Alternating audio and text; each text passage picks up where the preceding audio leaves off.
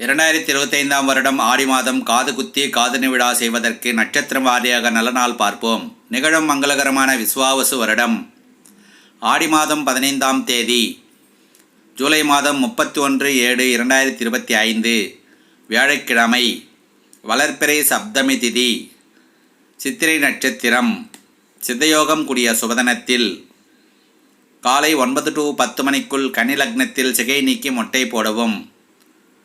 பிறகு பகல் 11 to 12 மணிக்குள் புதன் ஹோரை கன்னி லக்னத்தில் காதணி விழா செய்ய வேண்டிய குழந்தைகளின் நட்சத்திரங்கள் பூரம், பூராடம், ரோகிணி, அஸ்தம், திருவாதிரை, சுவாதி, புனர்பூசம், விசாகம், ஆயில்யம், கேட்டை ஆகிய நட்சத்திரங்கள் உள்ள குழந்தைகளுக்கு காதணி விழா செய்து கொள்ளலாம்.